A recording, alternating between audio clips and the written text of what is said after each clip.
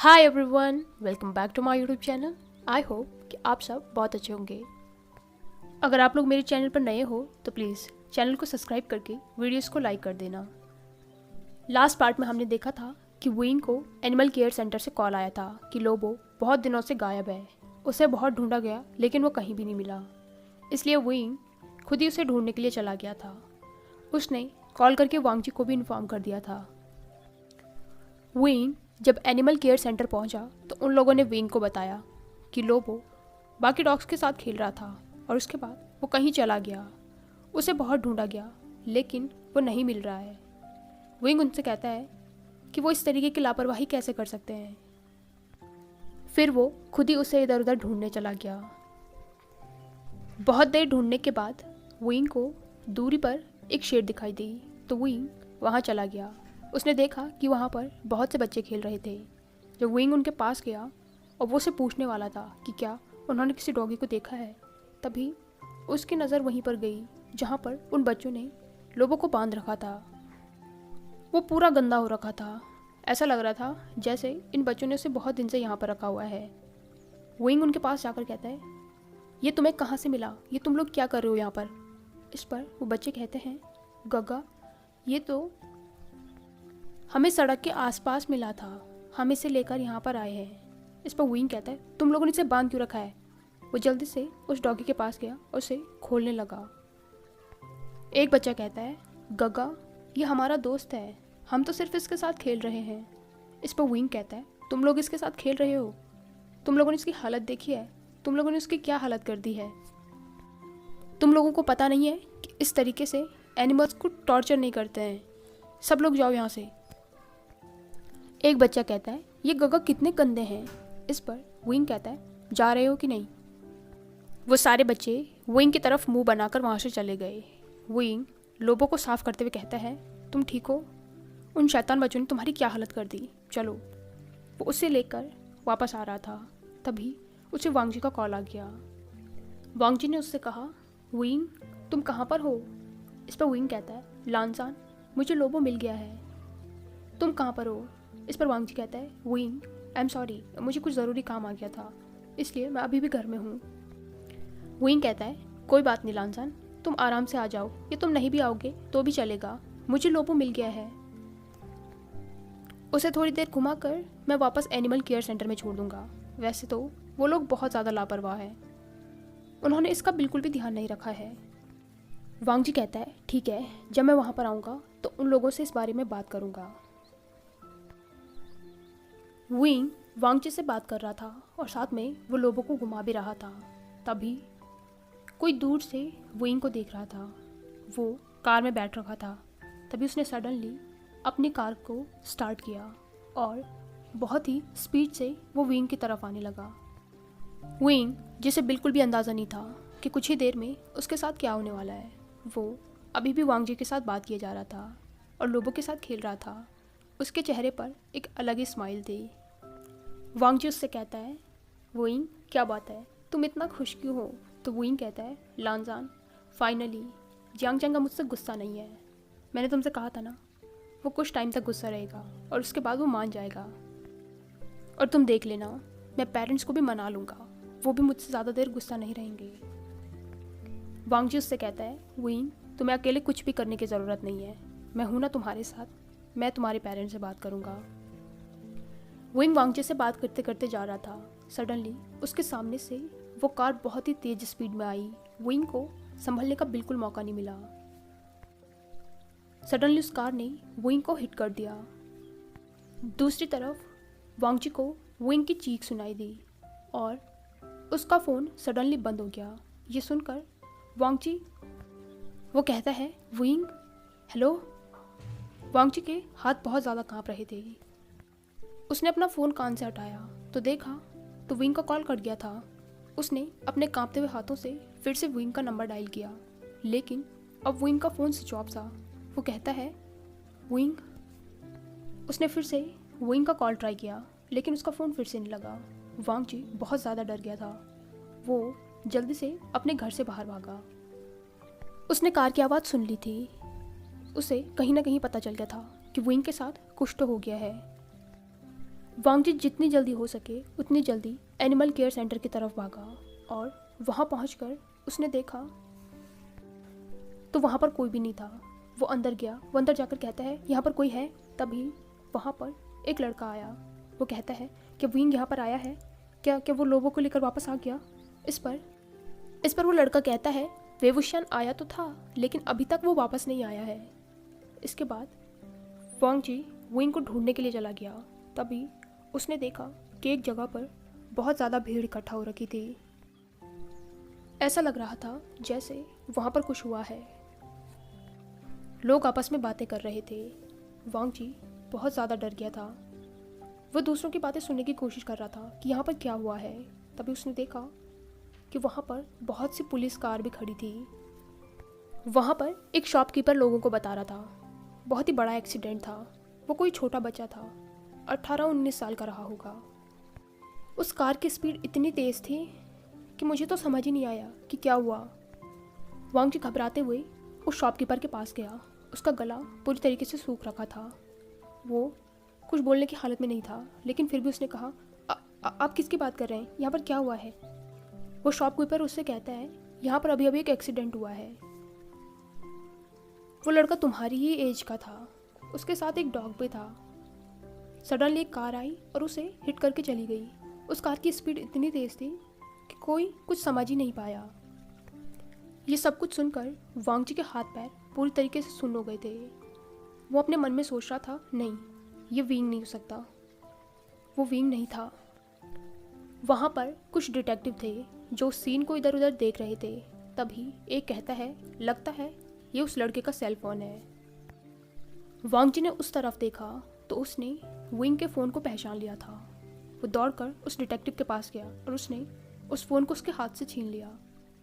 वो डिटेक्टिव कहता है लड़के ये तुम क्या कर रहे हो? तुम इस तरीके से ये चीज़ें नहीं छू सकते हो। लेकिन वांग जी वहीं अपने घुटनों पर गिर गया। वो खुद को संभाल नहीं पा रहा था। उसे अभी भी यकीन नहीं हो रहा था कि उसका विंग हो सकता है। तभी एक डिटेक्टिव उसे संभालते हुए कहता है लड़के तुम ठीक हो क्या? तभी वांग जी ने अपनी कांपती हुई आवाज़ में कहा उसे कहाँ लेके गए हैं? इस पर वो डिटेक्टिव कहता है किसे? उस लड़के को? तुम उसे जानते हो? उसे अभी अभी हॉस्पिटल लेके गए हैं। इससे पहले कि वो डिटेक्टिव वांग जी से कुछ और पूछता, वांग जी सीधे हॉस्पिटल की तरफ भाग गया।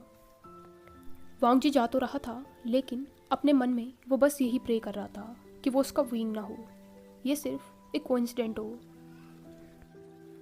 दूसरी तरफ हॉस्पिटल में कुछ मिनट पहले शिचेन जो कि अपनी मेडिकल की पढ़ाई कर रहा है और अभी वो गूसू के इस हॉस्पिटल में इंटर्नशिप कर रहा है।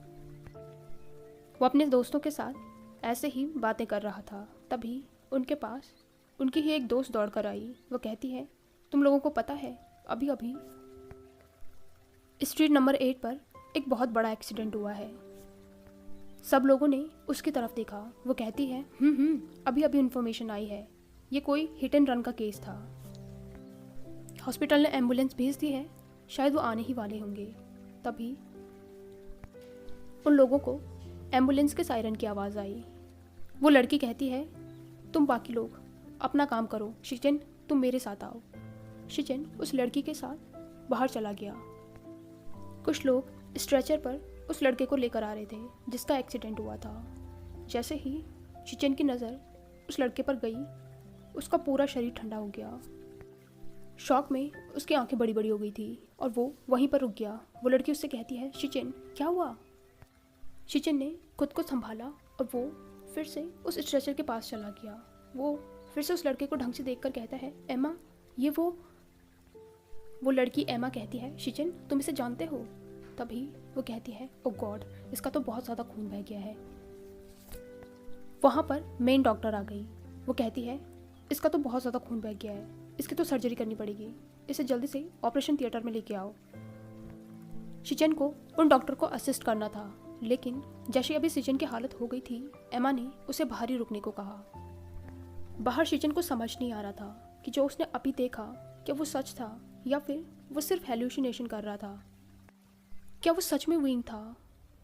विंग के बारे में सोचकर ही उसके दिमाग में अपने भाई का ख्याल आ गया। उसने अपना फ़ोन निकाला। शिचन ने नोटिस किया कि उसके हाथ कांप रहे थे, लेकिन फिर भी उसने वांगजी का कॉल लगाया, लेकिन वांगजी ने अपना फ़ोन पिक नहीं किया। शिचन सोचता है क्या मैं सिर्फ हेल्यूसिनेशन कर रहा हूँ, लेकिन वो लड़का विंग की तरह दिख रहा था। थोड़ी देर में वांगजी भी हॉस्पिटल में आ गया। वो ये इंश्योर करना चाहता है कि जो सब कुछ वो सोच रहा है वो बिल्कुल गलत है। उसने एक नर्स से पूछा, अभी अभी यहाँ पर एक एक्सीडेंट का केस आया है, क्या वो ठीक है, वो कहाँ पर है? इस पर वो नर्स कहती है, उसका अभी ऑपरेशन चल रहा है, आप कौन हैं? तभी शिचन की नज़र वांगजी पर गई। वो कहता है, वांगजी। वो वांगजी की तरफ बढ़ने लगा। जैसे ही वांगजी ने शिचन को देखा, वो दौड़कर अपने भाई के पास आ गया। वो शिचन के हाथों को पकड़कर कहता है, ब्रदर, अभी अभी यहाँ पर एक एक्सीडेंट केस आया है, क्या आपने उसे देखा? वांगजी बहुत ज़्यादा डर रखा था। शिचन अब समझ गया था कि उसने जो कुछ भी देखा था वो उसका भ्रम नहीं था, बल्कि वो विंग ही था, क्योंकि अगर वो विंग नहीं होता तो वांगजी यहाँ पर क्या कर रहा है? वांगजी कहता है, ब्रदर, आप कुछ कह क्यों नहीं रहे हैं? प्लीज़ कुछ कहिए ना। इससे पहले कि शिचन कुछ बोलने के लिए अपना मुंह खोलता, वहाँ पर जियांग फेंगमियान अपनी पूरी फैमिली के साथ आ गया था। उनके साथ कुछ पुलिस वाले भी थे। एक डिटेक्टिव आकर शिचन से कहता है, यहाँ पर अभी अभी एक एक्सीडेंट केस आया था, वो कहाँ पर है? इस पर शिचन कहता है, ऑपरेशन थिएटर में है, ऑपरेशन चल रहा है, उसकी हालत बहुत क्रिटिकल थी, इसलिए जल्दी ऑपरेशन करना पड़ा। जियांग फेंगमियान आगे आकर कहता है, हालत क्रिटिकल है, वो ठीक तो है ना? इस पर शिचन कहता है, अभी ऑपरेशन चल रहा है, कुछ नहीं कहा जा सकता है। मैडम यू और यान ली बहुत ज़्यादा रो रहे थे। उन लोगों को समझ नहीं आ रहा था कि ये सब कुछ कैसे हो गया। थोड़ी देर पहले जियांग फेंगमियान को कॉल आया था कि यहाँ पर एक एक्सीडेंट हो गया है। एक डिटेक्टिव ने शायद विंग को पहचान लिया था, इसलिए उन्होंने जियांग फेंगमियान को कॉल किया।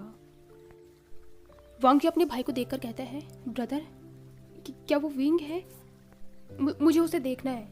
वो ऑपरेशन थिएटर की तरफ बढ़ने वाला था। शिचन उसे पकड़कर कहता है, वांगजी, ये तुम क्या कर रहे हो? तुम वहाँ पर नहीं जा सकते हो।